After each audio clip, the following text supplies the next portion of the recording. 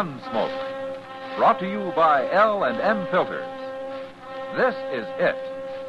L&M is best, stands out from all the rest.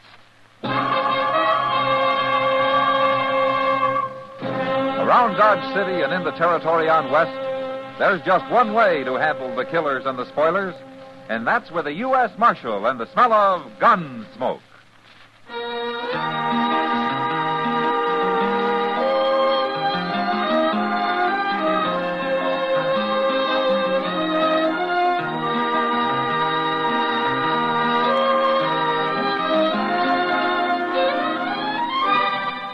Gunsmoke, starring William Conrad. The transcribed story of the violence that moved west with young America. And the story of a man who moved with it. I'm that man. Matt Dillon, United States Marshal. The first man they look for and the last they want to meet. It's a chancy job, and it makes a man watchful. And a little lonely.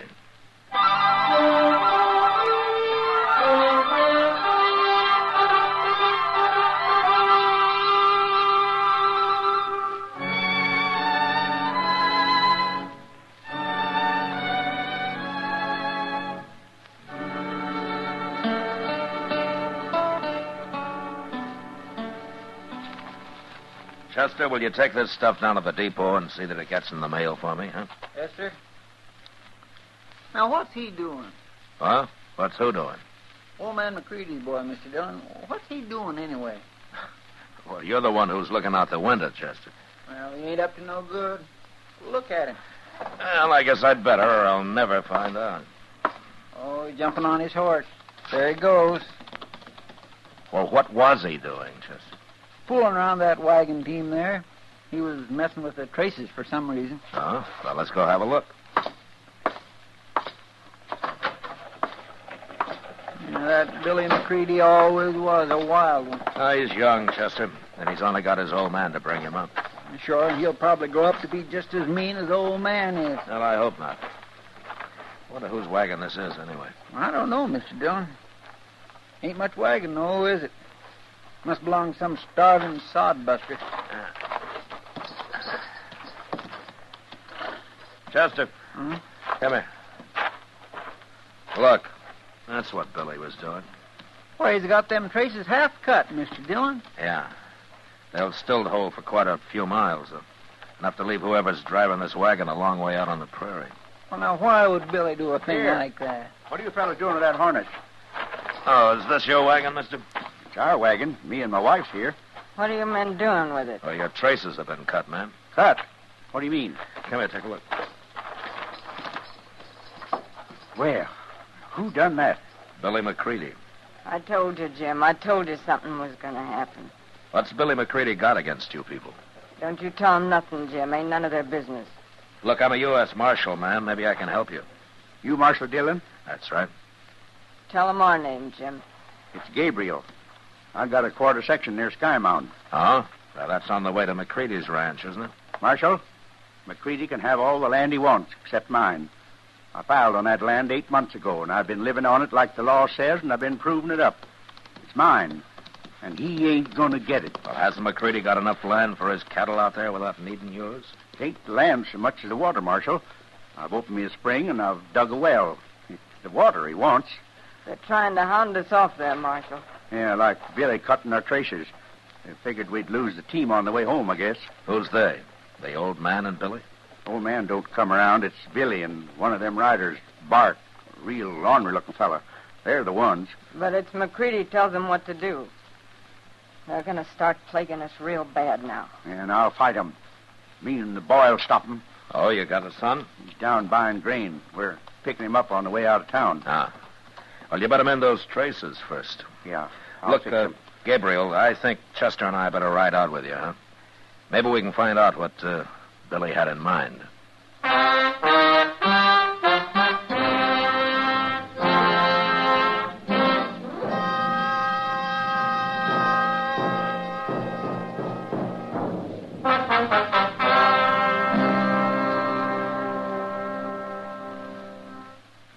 This is it. L&M is best. Stands out from all the rest. This is it. L&M filters, perfect gift for Christmas too. Light and mild. L&M filters, holiday carton just for you. Holiday carton just for you. Holiday carton just for you.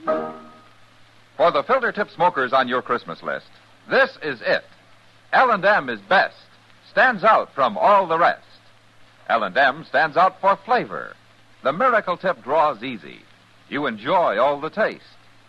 L&M stands out for effective filtration. No filter compares with L&M's miracle tip.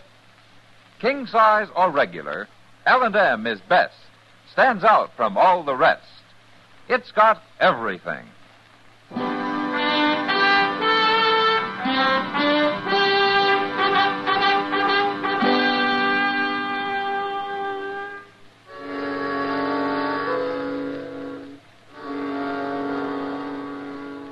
It was dark by the time we got to the Gabriel place, and when we did, we saw lamps burning inside the house. At first, Gabriel thought his wife's sister and her family had arrived from back east, but then we noticed 3 horses standing outside. Families came west by wagon, not horseback. So I told the boy to take their team around to the shed while Gabriel and his wife walked into the house as though they suspected nothing. They left the door open. Chester and I got down and sneaked up to where we could hear what was happening. I hope they don't get hurt, Mr. Dillon. Him and Gabriel seems like good people. Quiet now, How'd you Chester. get back here so soon, Keep out of the Gabriel? light. Same way we got the dog in our wagon. That's old man McCready, Mr. Dillon. Billy, you been lying to me? No, Pa. I done what you told me. Honest, I did. You shut up about what I told you. Don't matter none, Mr. McCready. Nobody's going to believe nothing that Gabriel say. Why don't you give up and go back east, wherever you come from, Gabriel? There's too many people out here already. And there's more coming, right here, too. What? My wife's sister and her husband. And they're bringing the little girl with them. One more man to fight, huh? All right, Gabriel, I'll tell you something. You must have noticed your harness being cut and fixed it. There, he admits. Otherwise, Be you'd quiet, be out on the Chester. prairie somewhere learning your first lesson. And when you did get home, you were going to find this place wrecked. We've been sitting here resting some before we got to work on it. It ain't too late, Mr. McCready. Sure, Pa. Let 'em watch us wreck it. Might be more interesting that way. Maybe you're right, son. Maybe that'll learn 'em. Okay, get over there in the You corner, ready, Chester? Gabriel. I You and sure the woman. am, Mr. Dillon. Right over there. Now. Evening, McCready. Bart, you move your hand any closer to that gun and I'll shoot it off. I ain't doing nothing. What are you doing out here, Marshal? Same thing I'd be doing if I was in Dodge, McCready, enforcing the law. Well, what are you bothering us for? Can we drop in here for a neighborly visit without everybody making a fuss?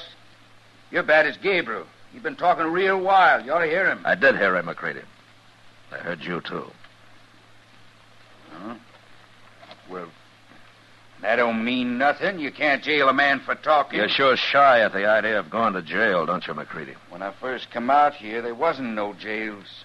Gabriel tells me that you've stayed out of this business so far. You've let Bart and Billy do the talking for you. What they do, I'll take the blame for. You bet you will. And the first thing that goes wrong out here, any trouble at all, you're the one that's going to jail first, McCready. All right, now you get out of here. All 3 of you. Come on, boys. Stinks in here anyways. Well, you sure made the old man tuck his tail, Marshal. Don't you be so sure, Jim. McCready's as smart as he's mean. I'm afraid you're right, ma'am. He'll think of something. But as soon as you find out what it is, you'll let me know.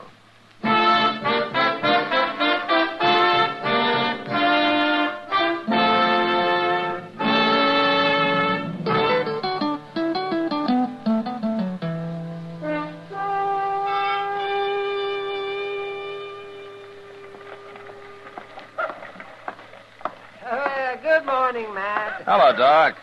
Well, come on, sit down. Unless you're in a hurry to get to your hospital. My hospital? Oh, Matt, my hospital. Oh, well, if the day comes when I'm in a hurry to get to my hospital, you'll be warden of the Dodge City Penitentiary. Hey, well, that sounds like a nice, warm inside job, Doc. Yeah, and I hope you get it, too, Matt. And when you do, I hope old man McCready there is your first customer. McCready? Oh, no, I see him. He sees you, too. Guess he wants to talk to you. Well, like he says, I can't jail him for talking. Morning, Marshal. Doc? Hello. Oh, what can I do for you, McCready? Nothing, Marshal. Can a man stop and say hello? Sure. All right, what's on your mind? All right, then, I'll tell you. I've been thinking about it all week. So I went over to the land office to see if Gabriel's claim is filed proper. Mm-hmm. And is it? Maybe. Maybe not. But I'll find a way, Marshal. Look, McCready, you got plenty of grass out there. You got the whole prairie. Sure, but Gabriel's camping on the only piece that's got good water. Well, go look for some springs yourself. That's what he did. Marshal! Hey, Marshal! It's Gabriel. Say, he sure got that horse and the lather. Yeah. You stay right here, McCready. I ain't done nothing to him. Oh, Doc. Doc, it's you I was looking for. What's wrong, Gabriel? It's my boy. He's sick. He's awful sick. You got to come, Doc. Why, what's the matter with him? I don't know. But my wife's sister, she got here a few days ago from back east, and their little girl was sick the same way, and she died the first night before I could even get started for Dodge. Oh, well, what's it like, Gabriel? How's he showing? Well, he gets awful cramps in his legs mostly, and he turns kind of blue all over, and he can't talk much. Turns blue? Does his stomach hurt? Something terrible. He's always yelling for water, but it don't seem to do no good. Uh-huh. And this is the same thing the little girl died of? It's just like it. He ain't going to die, too, is he, Doc? I'll do what I can for him, Gabriel. What is it, Doc? Some kind of a poison? I hope I'm wrong, Matt. But those symptoms are pretty plain. Sounds like cholera to me. What? Cholera? Yes. That little girl and her family must have brought it from back east. Gabriel, you ride back home right now. Tell your wife to burn all the clothes and the blankets and anything the little girl touched. And make everybody keep away from your boy as much as possible, you understand? And whatever you do, don't get anything you feed him out of mixed up with yours. Keep it separate. Cholera is mighty contagious. You can all catch it. I'll tell him. I'll tell him you were coming. I'll hurry. Well, ain't no business of mine. I'm going on out to the ranch. Goodbye, gentlemen. McCready wouldn't care if they all died. No, I guess he wouldn't, Doc. I'll walk you down to your office, huh? It's going to take me a little time to get ready. It's bad, Matt. Cholera is real bad.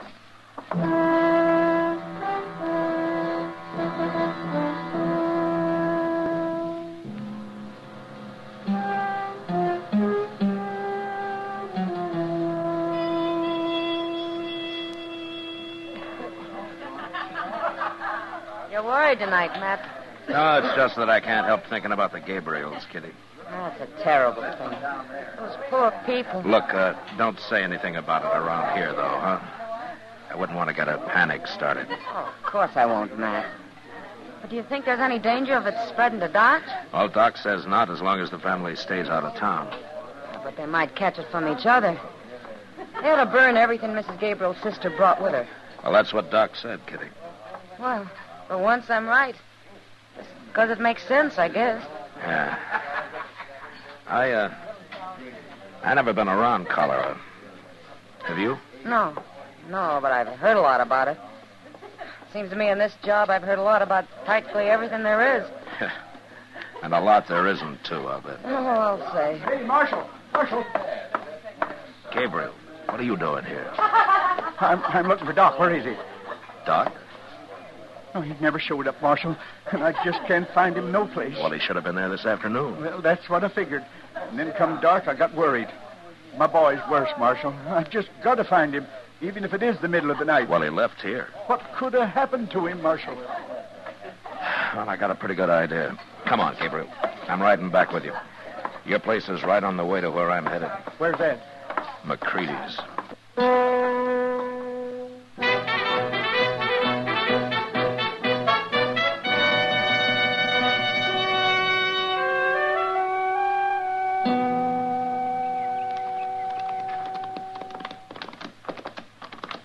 my house, Marshal, but I don't see Doc's buggy nowhere. Well, he came horseback, Gabriel. I doubt if he's here, though. Yeah, it must be 8, 9 o'clock already. Well, it was after 2 when we left Dodge last night. We made good time, though. Oh, there's your wife. Yeah, he's going to be awful disappointed.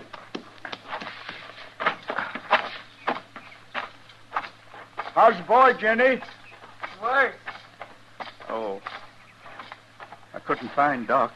I have an idea of where he is, Miss Gabriel, and I'm riding on to find him. I know where Doc is, Marshal. You do? I figured it all out after my husband left for Dodge last night. It's easy. There's nothing in the world would keep Doc from coming when someone's sick. Except one thing. What, Jenny? Somebody stopped him from coming. Oh. Well, that's what the marshal figured, but I didn't want to worry you about it. Miss Gabriel, if McCready's holding Doc somewhere, he isn't going to hold him long. I promise you that. He wants us all dead, and he'll keep Doc till we are. Except I got him beat. Well, what do you mean? I'll tell you in a minute. Look what's coming behind you. Hey, it's McCready and that fella Bart. I'm going to get my rifle. No, Gabriel. No, wait. They're not going to start any trouble. Yeah, they better not.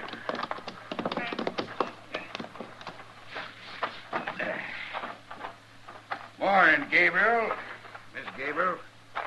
Marshal. Hello. Come out to help, Marshal? Yeah, that's right. Well, me and Bart thought we'd ride over and see if there wasn't anything we could do. Now, mean it. I'm trying to be neighborly. Get back on your horse, McCready, and show me where you got Doc hid out. What? Doc's here, ain't he? What are you talking about? I said get back on your horse. Bart, you tense one more muscle, and I'm going to take it you're going for your gun. All I'm doing is breathing. All right. Now, we're wasting time, McCready. Now, wait, Marshal. I don't know nothing about Doc. Listen to me, you men. The marshal's right. We're wasting time. But I can save some. How? Where's your boy, McCready? He's at the ranch. You don't feel good. Why? He come by here yesterday. Late, after my husband started for Dodge. After I got everything figured. Said he'd been away on the prairie a couple of days. He told me he was here. He didn't cause you no trouble. No, he didn't. It's not much trouble to bring a man a cup of water. Well, that's all he wanted. I suppose you wouldn't give him any. I gave him some. I went in the house and got it for him. And what are you complaining about? Didn't he thank you pretty enough? My son's in there, McCready. And he's been drinking water, too. Lots of it. He and Billy. They used the same cup. Doc said don't let nobody touch what your boy used. My husband told me what Doc said. Billy ain't feeling good. He's got it.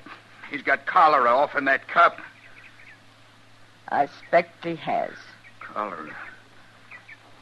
Now I reckon you'll turn Doc loose. Billy'll die. Sure he'll die. Without Doc. No. It's up to you, McCready. All right. I admit it. We're holding Doc. Where is he, McCready? In a cabin I got 5-6 miles from here. We took him, me and Bart. We put on bandanas and we didn't say nothing so he wouldn't recognize us. He's there, locked in tight. Like I said, McCready, get on your horse. Sure, but let's hurry.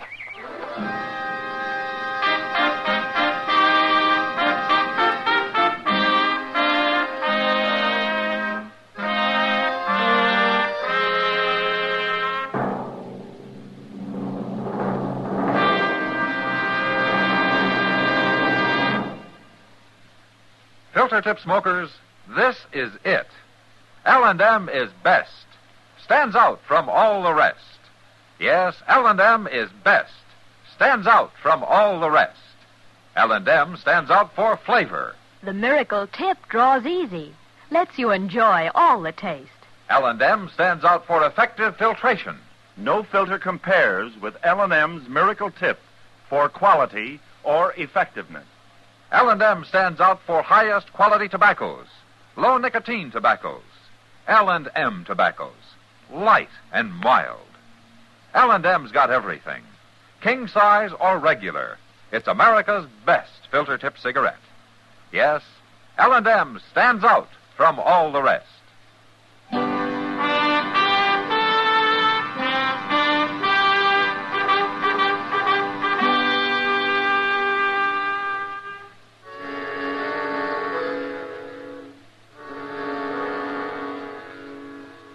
I expected to find Doc fighting wild when we reached the cabin, but instead he was pale, sober, and as calm as I'd ever seen him.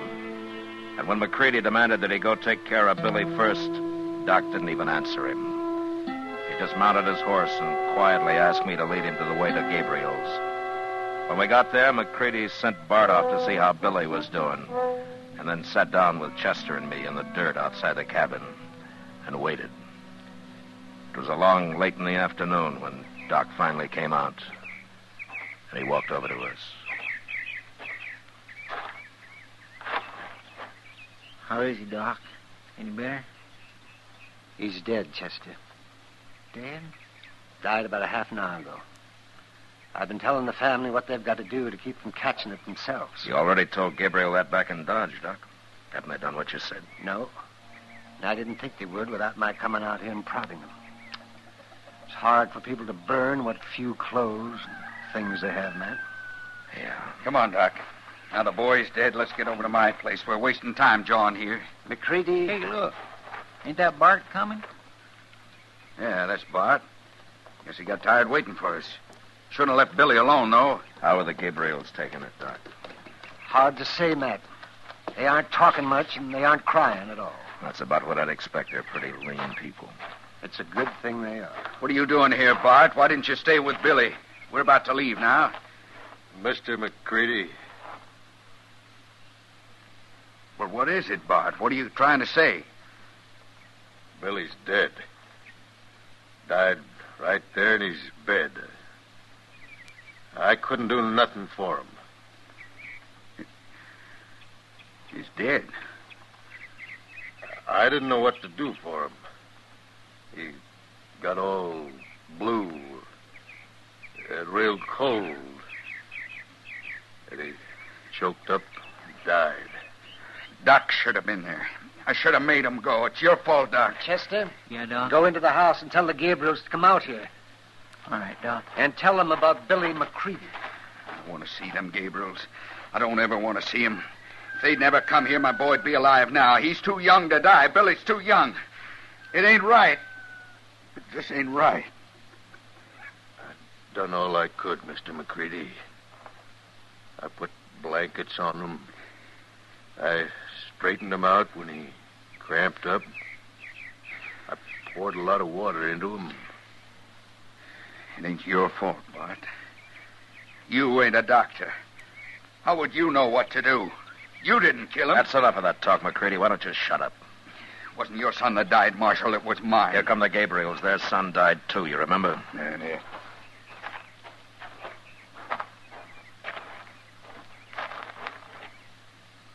What do you want, Doc?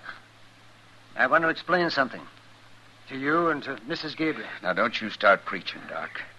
I ain't in no mood to listen to your talk. You'll listen, McCready, if I have to ram a stick in your mouth and tie you against that tree over there. All right, go on, Doc. First, I want to ask Mrs. Gabriel something. Chester told me about Billy, Doc. Looks like I killed him. No. You only wanted him to get sick so as McCready'd have to turn me loose. You thought he'd do that right away so I could save your boy and Billy, too. Could have saved Billy if he hadn't come here first. No, that's where you're all wrong. What do you mean? Medicine's still a pretty crude science, Mrs. Gabriel. Someday maybe they'll know, but right now I've got no more idea how to treat cholera than I do insanity.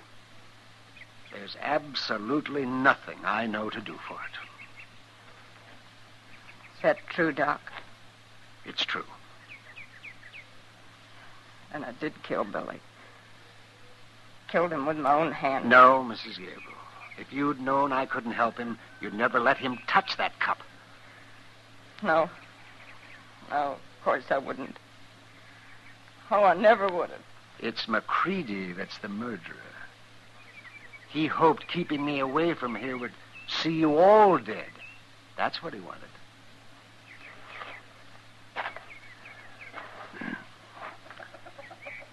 But all McCready's going to get for his murdering ways is the death of his own son. So you think about it, McCready, the rest of your life. And remember what it says in the Bible? The Lord does have his way of vengeance, after all. Doesn't he? All right, come on, everybody. Let's get to work. See what we can do to keep anybody else from catching us.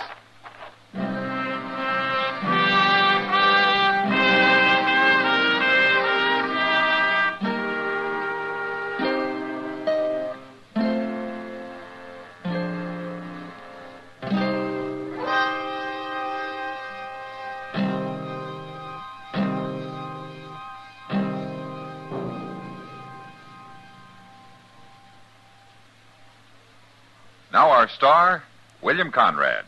Thank you, George. You know, I'd like to pass on an idea that will help you with your Christmas shopping. Go down your list and check all the filter tip smokers, and then buy them all gift cartons of L&M's. They'll appreciate it because L&M is best, stands out from all the rest. And L&M sure make a beautiful gift in their handsome holiday carton, king size or regular. L&M, America's best filter tip cigarette.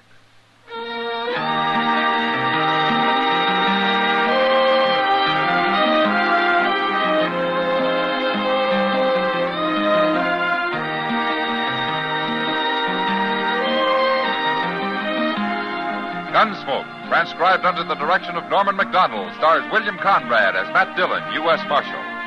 Tonight's story was specially written for Gunsmoke by John Meston, with music composed and conducted by Rex Corey. Sound patterns by Tom Hanley and Ray Kemper. Featured in the cast were Ralph Moody, Virginia Christine, Vic Perrin, Clayton Post, and Sam Edwards. Harley Bear is Chester, Howard McNear is Doc, and Georgia Ellis is Kitty. Join us again next week as Matt Dillon, U.S. Marshal, fights to bring law and order out of the wild violence of the West in Gunsmoke.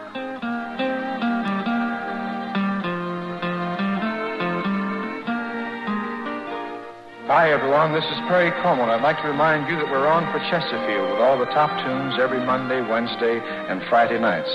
This coming week, we'll be doing our new RCA Victor release, Home for the Holidays, a song that we all feel really expresses the spirit of the season.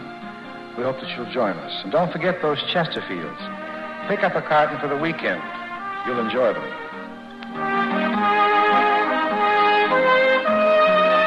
Remember, listen again next week for another story of the Western frontier when Marshal Matt Dillon, Chester Proudfoot, Doc, and Kitty, together with all the other hard-living citizens of Dodge, will be with you once more. It's America growing west in the 1870s. It's drama. It's Gunsmoke. Brought to you by L&M Filters.